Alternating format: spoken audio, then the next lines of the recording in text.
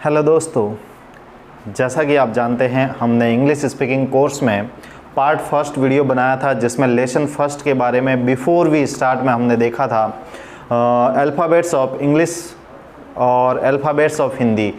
English alphabet के अंदर 26 letter थे और हिंदी अल्फ़ाबेट के अंदर 46 लेटर्स थे, जिसके बारे में हमने पढ़ा था। हिंदी के जो लेटर्स थे उनके हमने इंग्लिश में ट्रांसलेट भी देखे थे, उनसे हमने नाम लिखना सीखा था। उसके बाद में व्हाट इज़ द टाइम यानी समय कितना हुआ है, समय को बताना सीखा था। उसके बाद में हमने ग्रीटिंग्स यानी अभिवादन कैसे करना है, मैनर्स यानी शिष्टाचार के बारे में हमने देखा था।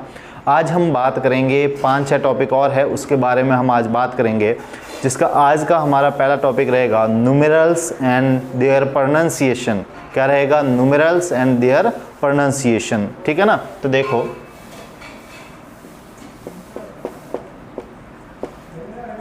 numerals and their pronunciation। ठीक है ना? इसके बारे में आज हम देखते हैं। देखो, तो न्यूमेरल्स जैसे कि सबसे पहले जैसा कि आप जानते हैं कौन कौन सी संख्या 1 2 3 4 5 6 7 8 9 10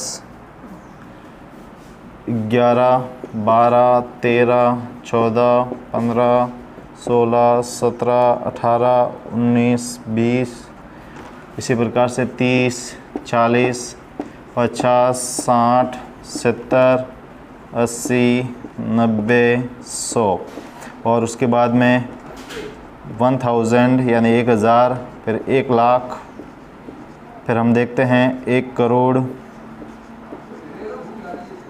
ठीक है ना? और उसके बाद में हम देखते हैं 1 अरब। ठीक है ना? इनके बारे में हम देखते हैं। इनके सबसे पहले इनकी स्पेलिंग क्या होगी, इनका प्रोनाउंसिएशन कैसे होगा, तो देखते हैं। जैसे 1 तो 1 2 3 4 5 6 7 8 9 और 10 11 12 13 14 15 16 17 18 19 20। आगे देखते हैं 30 40 50 60 70 80 90 100 1000 लाख या लाख, ये हैं करोड़। ठीक है ना? इसको कहते हैं अरब। क्या कहते हैं? अरब। अरब को कहते हैं बिलियन। क्या बोलते हैं? बिलियन। इसी प्रकार से एक होता है 10 लाख। क्या होता है? 10 लाख। 10 लाख। 10 लाख को बोलते हैं मिलियन। क्या बोलते हैं? मिलियन। ये ध्यान रखना है। तो ये न्यूमेरल्स हैं और इनके प्रोनाउंसिएशन है, याद रखेंगे, अच्छे से याद कर लेंगे। 1 2 3 4 5 6 7 8 9 10 11 12 13 14 15 16 17 18 19 और 20। इसी प्रकार से 31 32 33 34 35 इस प्रकार से, और सभी के आप जानते हैं। फिर जैसे 40 50 60 70 80 90 100, फिर 1000 लाख करोड़ अरब। अरब को बोलते हैं बिलियन, और 10 लाख जिसे हम कहते हैं मिलियन। ये ध्यान रखना है अच्छे से। अब हम बात करते हैं अब हम बात करते हैं which class you are in, यानी आप कौन सी क्लास में हैं। अगर आपसे कोई क्वेश्चन करता है आप कौन सी क्लास में हैं तो आप क्या जवाब देंगे, तब आपका आंसर होता है, जैसे कि आपको किसी ने पूछा आप किस क्लास के अंदर है, और अगर आप 9वीं कक्षा में पढ़ते हैं तो आप कहेंगे 9th, 9 नहीं बोलेंगे, क्या बोलेंगे 9th। तो ध्यान रखना है। तो इसमें जैसे फर्स्ट, इसको क्या फर्स्ट, इसको बोलते हैं फर्स्ट, ये है सेकंड, क्या है सेकंड, ये है आपके थर्ड, ये है आपके फोर्थ, ये है आपके जैसे फिफ्थ, ये है आपके सिक्स्थ,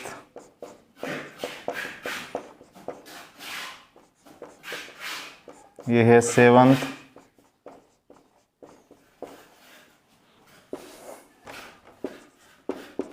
ये है एट्थ,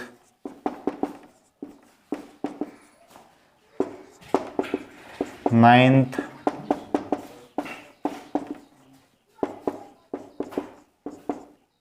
10th,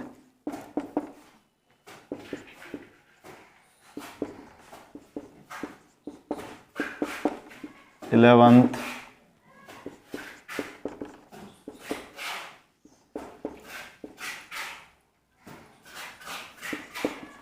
12th। इसी प्रकार से देखो ये 12th तक हो गए। उसके बाद में हम कहते हैं ग्रेजुएशन, क्या बोलते हैं ग्रेजुएशन, यानी स्नातक, क्या होता है ये स्नातक। उसके बाद में होता है पोस्ट ग्रेजुएशन,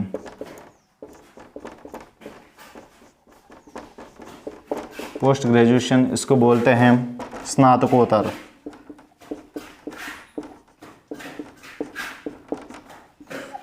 ठीक है ना, ग्रेजुएशन को बोलते हैं स्नातक और पोस्ट ग्रेजुएशन को बोलते हैं स्नातकोत्तर।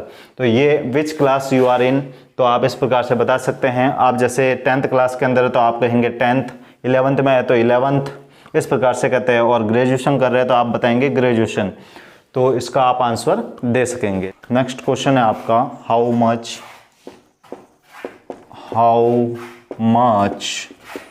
Is the glass field. ये देखो, यानी कि गिलास कितना भरा हुआ है, जैसे पानी से भरा हुआ गिलास है उसके बारे में हमें जानकारी देनी है। हाउ मच, हाउ मच का मतलब होता है कितना, क्या होता है कितना। तो ये कितना भरा हुआ है, how much is the glass field, field यानी भरा हुआ होना। ठीक है, ग्लास आप जानते हैं। तो इसका आंसर देंगे, आप कहते हैं जैसे कि आधा भरा हुआ है तो आधे को बोलते हैं हाफ, क्या बोलते हैं हाफ। आप कहते हैं इस प्रकार से, जैसे ये गिलास है, ठीक है ना, इस गिलास को देखना अच्छे से, और इसमें जैसे मैं इसके 4 पार्ट इक्वल कर देता हूँ, ये 4 पार्ट में डिवाइड हो गया, तो ये जो है ना ये 1/4 है, क्या है 1/4, यानी पूरे के 4 भाग है और 4 भाग में से ये 1 भाग है। इसकी मैं बात करूँ तो ये 2 भाग है, कितना है 2/4 है, यानी इसको काटते हैं तो आधा हो जाएगा, ये कितना हो जाएगा आधा। और अगर मैं इसकी बात करूँ तो ये 3 भाग है, कितने 1 2 और 3, तो ये हो जाएगा यहाँ तक, ये पूरा जो है ये हो जाएगा आपके 3/4, क्या हो जाएगा 3/4। इस प्रकार से गिलास कितना भरा हुआ है उसके बारे में हम जानकारी दे सकते हैं। जैसे हाफ को कहते हैं ये इस प्रकार से, जैसे मैंने लिखा 3/4, इसको हम क्या कहेंगे 3/4, क्या कहेंगे 3/4। इसी प्रकार से 1/4, इसको क्या बोलेंगे 1/4। जैसे मैंने लिखा 1/5, यानी कि मैं इसको बोलूँगा 1/5। इस प्रकार से, जैसे मैंने लिखा 4/5, इस प्रकार से इसको क्या बोलूँगा मैं 4/5। ठीक है ना, इस टाइप से हम ये बता सकते हैं। अब एक क्वेश्चन आता है आपके हाउ फोल्ड या हाउ मैनी टाइम्स, यानी कितने गुना, क्या है कितने गुना, कोई चीज़ कितने गुना है तो उसको आप कैसे बताएंगे, यानी अकेली कोई चीज़ है यानी सिंगल है तो उसे हम सिंगल कहते हैं।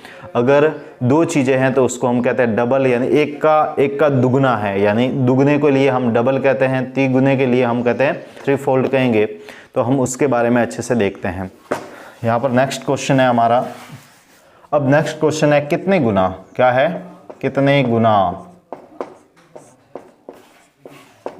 कितने गुना। कितने गुना का मतलब हाउ फोल्ड, हाउ फोल्ड या फिर हाउ मैनी टाइम्स। तो इसके बारे में हम देखते हैं हाउ मैनी टाइम्स। तो हाउ फोल्ड या हाउ मैनी टाइम्स, जैसे मैंने कहा एक गुना, क्या कहा, एक गुना, यानी एक गुने को बोलते हैं सिंगल, क्या बोलते हैं, सिंगल। जैसे मैंने कहा दो गुना या दुगुना, इसको हम कहेंगे डबल, डबल या ट्वाइस, ट्वाइस, या फिर हम कहें टू फोल्ड, क्या कहेंगे, टू फोल्ड, टू फोल्ड। जैसे हमने कहा तिगुना तो इसे कहेंगे थ्राइस, क्या बोलेंगे, थ्राइस या थ्री फोल्ड, थ्री फोल्ड या थ्री टाइम्स, थ्री टाइम्स। इस टाइप से हम इसको कह सकते हैं। जैसे हम कहते हैं चौगुना, चौगुना, चौगुना को हम कहेंगे फोर फोल्ड या फोर टाइम्स, फोर टाइम्स। इस प्रकार से हम इसका इंग्लिश ट्रांसलेट कर सकते हैं। जिससे आपको कोई कहता है कि कोई चीज़ किसकी कितने गुना है तो आप कहेंगे एक गुना है तो सिंगल कहेंगे, दुगुना है तो डबल, ट्वाइस या टू फोल्ड कहेंगे, त्रिगुना है या तिगुना है तो हम इसे कहेंगे थ्राइस, थ्री फोल्ड या थ्री टाइम्स, और चौगुना है तो इसे कहेंगे फोर फोल्ड, फोर टाइम्स। इस टाइप से हम इसको कहते हैं। अब हम आगे की बात करते हैं। अब हम बात करते हैं पंक्चुएशन मार्क्स की, किसके, पंक्चुएशन मार्क यानी कि विराम चिन्ह के बारे में। किसके बारे में, विराम चिन्ह, विराम चिन्ह यानी punctuation, punctuation mark, punctuation mark के बारे में हम बात करते हैं, ठीक है ना। विराम चिन्ह के बारे में, विराम चिन्ह कुल 8 प्रकार के होते हैं जिसके बारे में हम डिटेल से पढ़ेंगे। सबसे पहला है हमारे क्वेश्चन मार्क, क्या है, क्वेश्चन मार्क, क्वेश्चन मार्क यानी प्रश्नवाचक चिन्ह, प्रश्नवाचक चिन्ह। इसका उपयोग कब होता है, जब हम किसी को कोई प्रश्न पूछते हैं तब हम प्रश्नवाचक चिन्ह का प्रयोग करते हैं। जैसे मैंने पूछा हु आर यू, आप कौन हैं। जैसे मैंने पूछा हु आर यू, आप कौन हैं, तो ये एक प्रश्न है इसलिए इसके पीछे प्रश्नवाचक चिन्ह आएगा। जैसे कहा व्हाट इज योर नेम, आपका नाम क्या है, तो ये भी एक प्रश्न है इसलिए प्रश्नवाचक चिन्ह। जैसे मैंने कहा where is your house, where is your house, आपका घर कहाँ है, तो ये भी एक प्रश्न है इसलिए इसमें प्रश्नवाचक चिन्ह आएगा। तो इस टाइप से प्रश्नवाचक चिन्ह का उपयोग करते हैं। अब हम बात करते हैं दूसरा हमारा पंक्चुएशन मार्क है, वो है एक्सक्लेमेशन मार्क। क्या है, एक्सक्लेमेशन मार्क।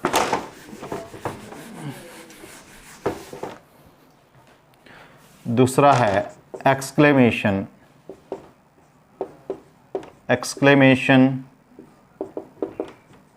मार्क, यानी कि ये इस टाइप से उल्टे आई के आकार का होता है और इसका हिंदी अनुवाद होता है विस्मयादि बोधक चिन्ह, विस्मयादि बोधक चिन्ह, यानी ये है हमारा एक्सक्लेमेशन मार्क। एक्सक्लेमेशन मार्क का प्रयोग तब किया जाता है जब कोई अचानक भावनाएं उत्पन्न होती है। जैसे कोई जीता तो हम कहते हैं दैट्स इट। एक्सक्लेमेशन मार्क का यूज़ अचानक उत्पन्न हुई भावनाओं को व्यक्त करने के लिए हम एक्सक्लेमेशन मार्क का यूज़ करते हैं। जैसे थैंक गॉड हम बच गए, यानी भगवान की दया से हम बच गए। तो ये जो थैंक गॉड हमने शब्द यूज़ किया है, इसके पीछे एक्सक्लेमेशन लगेगा। तो हम देखते हैं सबसे पहले इसमें कुछ वाक्य हैं जो आपको मुख्य ज़बानी याद होने चाहिए ताकि आप इंग्लिश स्पीकिंग करते समय उनका उपयोग कर सके। तो सबसे पहली चीज़ है इसके अंदर God bless you. God bless you, bless you यानी भगवान आपको आशीर्वाद दे, भगवान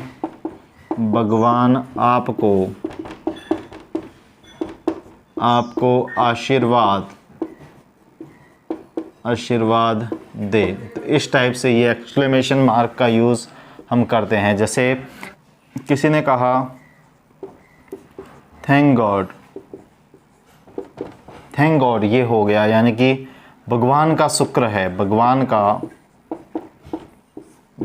का शुक्र है। या कोई दुखद घटना होती है तो हम कहते हैं हाउ सैड, हाउ ट्रेजिक, यानी कितना दुखद है, कितने दुख की बात है। तो जैसे और शब्द है जैसे हाउ सैड, या फिर हम कहते हैं हाउ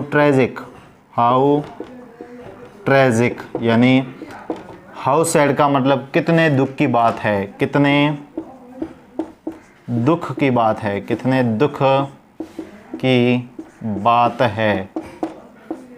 या फिर इसका एक मीनिंग और होता है कितना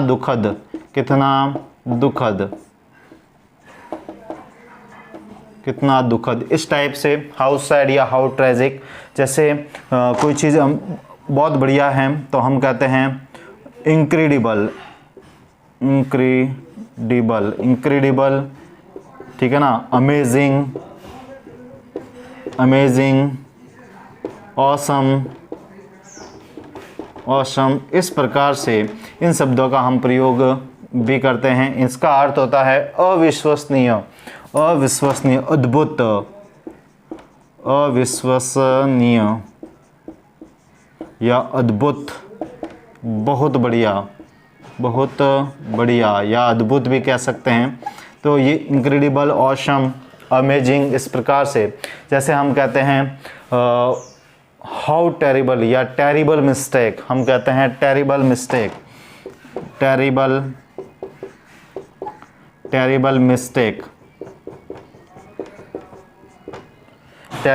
मिस्टेक, जिसका मतलब होता है कितनी बड़ी गलती,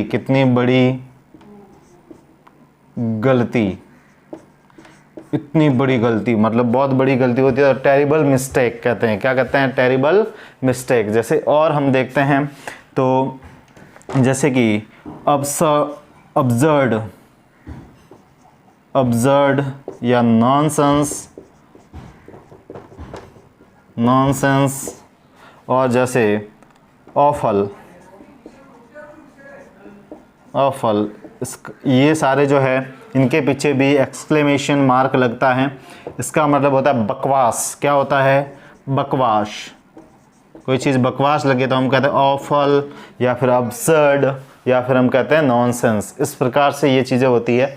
जैसे और है कॉन्ग्रेचुलेशन, जैसे हम कहते हैं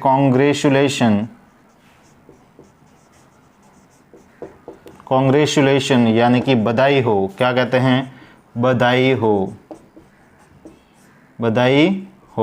तो ये भी जो है ये इसमें आता है। इसको आपको मुख्य ज़बानी याद होने चाहिए ताकि आप अपनी इंग्लिश को इम्प्रूव कर सकते हैं, बोलना सीख सकते हैं। अब देखो हाउ डेयर ही, उसकी इतनी हिम्मत। हाउ डेयर ही का मतलब उसकी इतनी हिम्मत,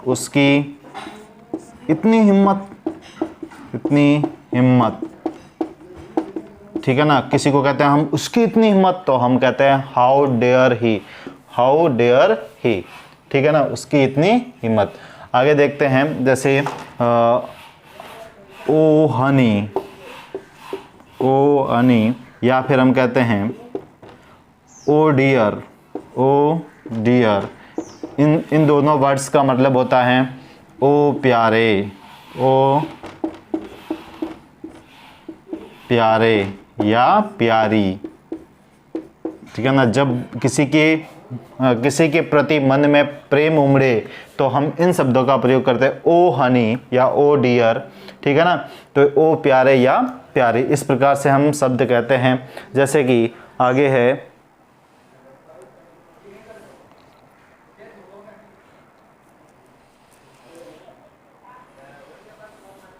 जैसे हम कहते हैं टच वुड, क्या कहते हैं, टच वुड, टच वुड, या हम कहते हैं finger crossed, finger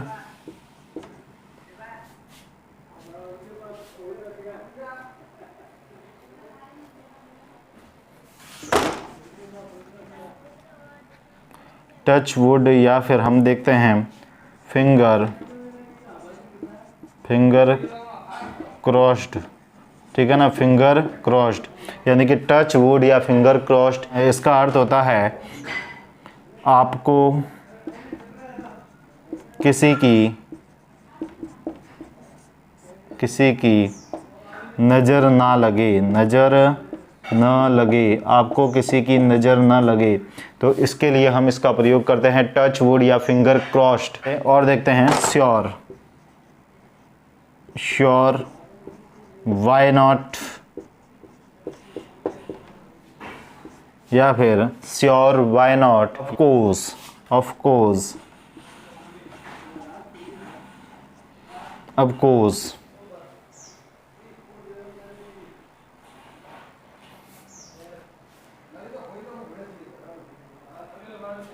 of course का मतलब देखो, श्योर, श्योर, वाई नॉट या ऑफ कोर्स, इसका मतलब होता है, श्योर का मतलब ज़रूर, श्योर का मतलब ज़रूर, और वाई नॉट का मतलब क्यों नहीं, क्यों नहीं, क्यों नहीं, ठीक है ना, क्यों नहीं, और ऑफ कोर्स का मतलब पक्का, ऑफ कोर्स का मतलब पक्का।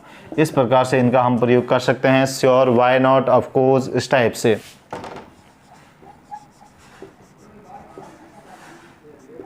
वेल डन, वेल डन का मतलब होता है शाबाश, वेल डन का मतलब होता है शाबाश,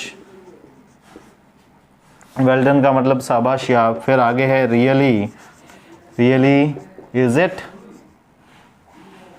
really is it, really is it, really is it, really का मतलब सच में, सच में, इसका मतलब क्या होता है, सच में,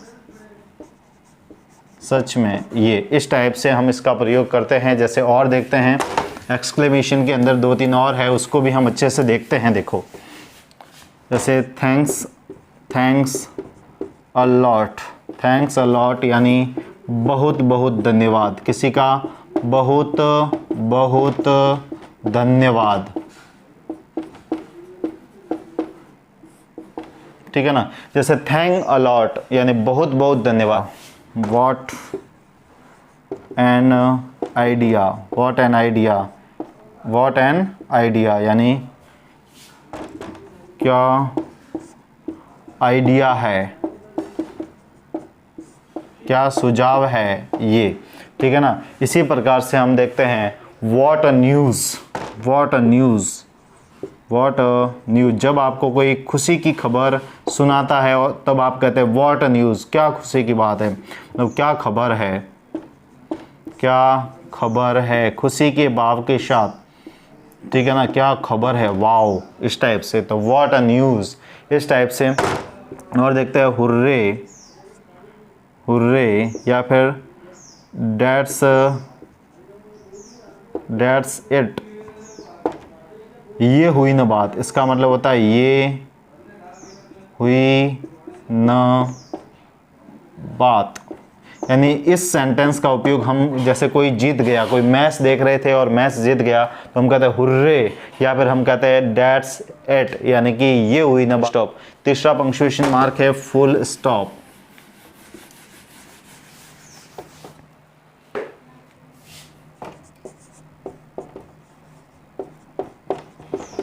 फुल स्टॉप, पूर्ण विराम, पूर्ण विराम, ठीक है ना। इसका उपयोग कब करते हैं, यानी पूर्ण विराम का उपयोग हम किसी वाक्य, पूर्ण विराम का उपयोग वाक्य के कंप्लीट होने पर हम करते हैं। जैसे कि मैंने कहा Ram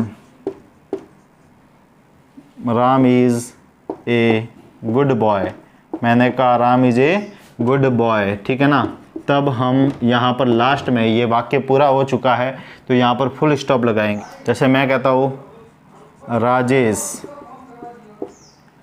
is eating food, Rajesh खाना खा रहा है, ये वाक्य पूरा हो गया, इसके पीछे आएगा फुल स्टॉप। इस प्रकार से किसी वाक्य के पूरा होने पर हम फुल स्टॉप का उपयोग करते हैं। अब हम कुछ एब्रीविएशंस को देखेंगे। एब्रीविएशंस क्या होता है, यानी कि किसी शब्दों का, दो या दो से ज़्यादा शब्दों को शॉर्ट रूप में लिखना, यानी संक्षिप्त रूप में लिखना एब्रीविएशन कहलाता है। एब्रीविएशन, ठीक है ना। तो अब्रीविएशन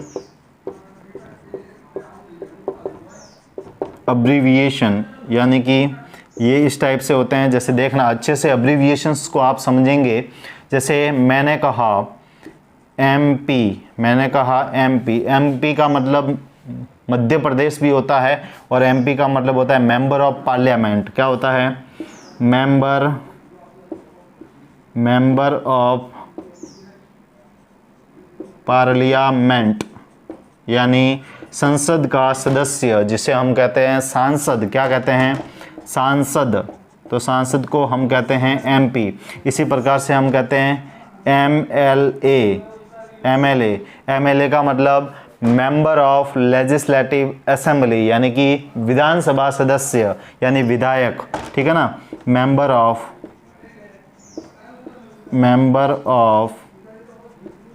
लेजिस्लेटिव असेंबली, यानी विधायक।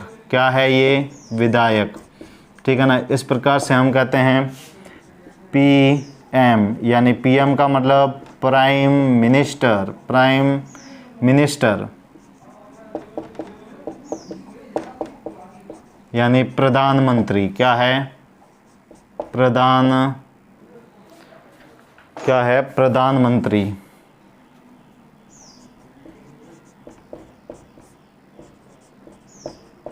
प्रधानमंत्री। इसी प्रकार से हम देखते हैं, जैसे पीएम के बाद में हम देखते हैं जैसे बीए का मतलब बैचलर ऑफ आर्ट्स, कला में स्नातक, इस प्रकार से। अब हम देखते हैं जैसे इजी का मतलब होता है एग्जाम्पली ग्रेशिया। ये एक लैटिन वर्ड है। क्या है? लैटिन वर्ड, जिसका अर्थ होता है उदाहरण के तौर पर या उदाहरण के लिए। तब जब भी हम ईजी लिखते हैं शॉर्ट में ईजी, तो इसका मतलब होता है एग्जाम्पली ग्रेशिया, जो एक लैटिन शब्द है और जिसका अर्थ होता है उदाहरण के लिए, यानी उदाहरण बताते समय हम लिखते हैं ईजी। अब हम देखते हैं जैसे कि आई शॉर्ट में लिखते हैं आई, आपने देखा होगा। इसका मतलब होता है, इसकी फुल फॉर्म होती है आइडिइस्ट। ये एक लैटिन शब्द है इड-इस्ट। इसका मीनिंग होता है जो है। क्या मीनिंग होता है? जो है। यानी हम किसी शब्दों की सूची बता रहे हैं तब हम कहते हैं इड-इस्ट, यानी कि जो है।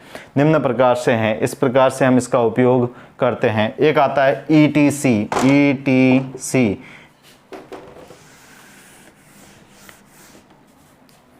मतलब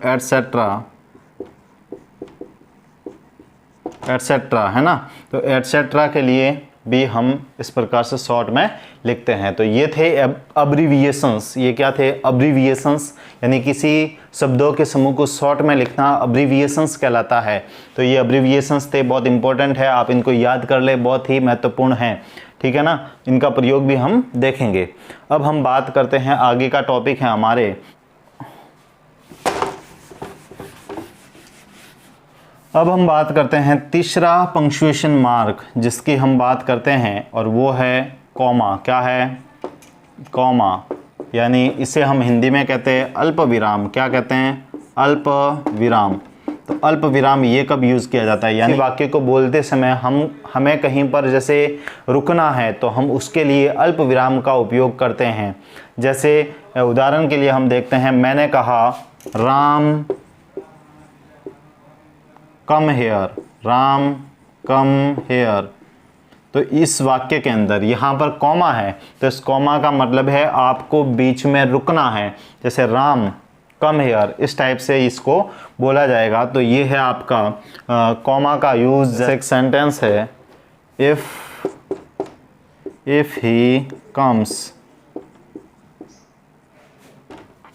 I will not come, I will not come. इस टाइप से ये कॉमा है। कॉमा का मतलब होता है किसी सेंटेंस के बीच में कहीं पर रुकना है तो हम कॉमा यूज़ करते हैं, यानी अल्प विराम यूज़ करते हैं। अब हम बात करते हैं चौथा पंक्चुएशन मार्क, जिसकी बात करते हैं, और वो है कॉलन। क्या है? कॉलन। तो ये कॉलन है, कॉलन इस टाइप से होता है, ये कॉलन, ठीक है ना। इसका मीनिंग होता है जैसे कि, यानी किसी शब्दों की सूची हम बता रहे हैं तब हम कॉलन का यूज़ करते हैं जैसे कि के लिए। जैसे आई मेट मैनी पीपल, जैसे राम श्याम राधा एट्सेट्रा। तो इस टाइप से I met many people, Ram Shyam Radha etcetera. तो यहाँ पर ये कॉलन का यूज़ इस टाइप से होगा। जैसे मैं कहता हूँ I have many things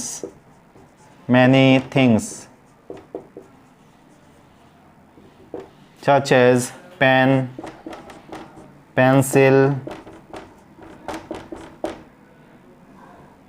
eraser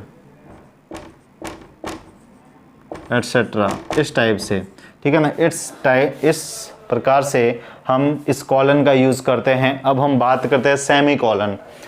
पांचवा है सेमी कॉलन।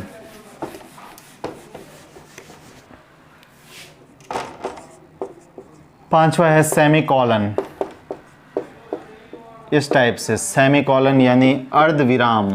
ये क्या होता है? अर्ध विराम, सेमी कॉलन। यानी इसका यूज़ कब करेंगे? आए देखो, इसमें क्या होता है कि जब कहीं पर मतलब जब कहीं पर अल्प विराम यानी कॉमा का यूज़ हो चुका है, उसके बाद में अगर और कहीं पर थोड़ी देर रुकना है तो हम उसमें सेमी कॉलन का यूज़ करते हैं, यानी अर्ध विराम का यूज़ करते हैं। जैसे मीटिंग इज़, जैसे हम कहते हैं meeting is held on 15th March 2006।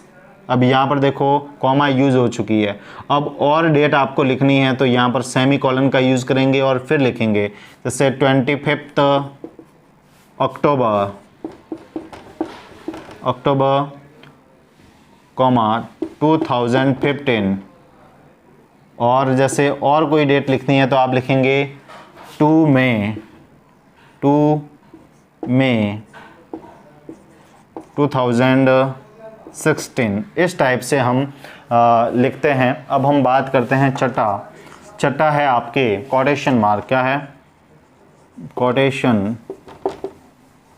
Quotation mark. Quotation mark का मतलब इस टाइप से, कोटेशन मार्क यानी किसी की कही हुई बात को एज इट इज़ अगर आपको कहना है तो आप इस कोटेशन मार्क का यूज़ करते हैं। जैसे कि राम सेड, राम ने कहा। अब ये राम ने कहा है, क्या कहा था? I have 2 laptops, I have 2 laptops. अब ये देखो, ये जो बात है ये राम ने कही थी और एज इट इज़ मैंने भी उसको लिखा है, तो ये जो है ना ये कोटेशन मार्क के अंदर आएगा। जैसे manager said,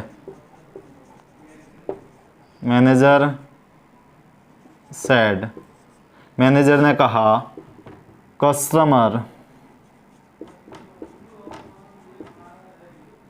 customer is very important, very important. तो ये जो कहा है, मैनेजर ने कहा है, तो इसके लिए हम एज इट इज़, ये यहाँ पर कोटेशन मार्क का यूज़ करते हैं। एज इट इज़ जो कहा था वही हम कह रहे हैं, इस टाइप से यहाँ पर होगा। तो कोटेशन मार्क का ये यूज़ है। अब हम बात करते हैं apostrophe, apostrophe, apostrophe, apostrophe. Apostrophe कैसा चिन्ह है, इस टाइप से ये होगी, कॉमा ऊपर की ओर, है ना। जैसे ये इसका उपयोग हम कब करते हैं, जैसे कि हिंदी में हम कहते हैं राम का, राधा का, श्याम का, ठीक है ना, प्रवीण का। तो ये जो का की पीछे लगता है, इसके लिए अपोस्ट्रोफी का यूज़ करते हैं। जैसे कि मैंने कहा राम का भाई, तो राम्स, ये जो राम्स हम लिखते हैं इसका मतलब होता है राम का। ये जो अपोस्ट्रोफी हमने यूज़ की है और एस लगाया है, इसका मतलब है राम का। तो राम का भाई, ब्रोदर, तो राम्स ब्रोदर। इस प्रकार से राम का, जैसे राधा का, जैसे राधा का तो राधाज। जैसे मैंने कहा फादर्स, फादर्स, फादर्स का मतलब यहाँ पर अपोस्ट्रोफी लगी है, तो इसका मतलब होगा पिताजी का, पिताजी का। तो इस प्रकार से हम अपोस्ट्रोफी का यूज़ करेंगे, ठीक है ना। इसका भी आपको ध्यान होना चाहिए। अब हम आगे की बात करते हैं, जैसे कि वीक के डेज़ की। हम वीक के डेज़ को किस प्रकार से प्रोनाउंसिएट करते हैं, और इसी प्रकार से हम देखेंगे 12 मंथ्स जो है, जो हम यूज़ करते हैं इंग्लिश के अंदर, उसको हम किस प्रकार से प्रोनाउंसिएट करते हैं।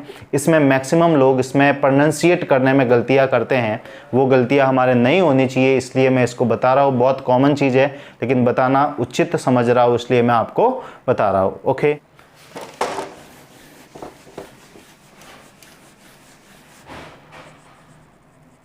Days of a week, days of a week. इसी प्रकार से मंथ्स ऑफ ए ईयर, ठीक है ना। तो देखो डेज ऑफ अ वीक यानी सप्ताह के दिन। तो सबसे पहले है मंडे, क्या है, मंडे, MONDAY, मंडे के TUESDAY, ट्यूसडे।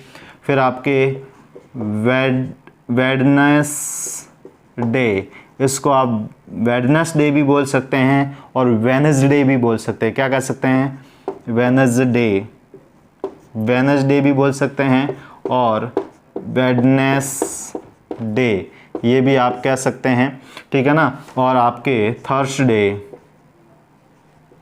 थर्सडे के फ्राइडे, फिर है फ्राइडे, फिर आपके सैटरडे, सैटरडे, और इसके बाद में संडे, क्या आता है, संडे। और अब हम देखते हैं मंथ्स ऑफ अ ईयर, इसको कैसे प्रोनाउंसिएट करते हैं। जैसे जनवरी,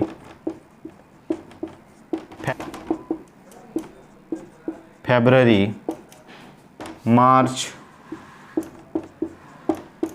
अप्रैल, मई, जून, जुलाई, अगस्त, सितंबर,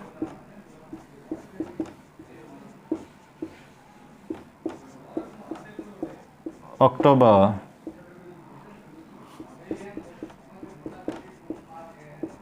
नवंबर, दिसंबर। इस टाइप से हम देखते हैं।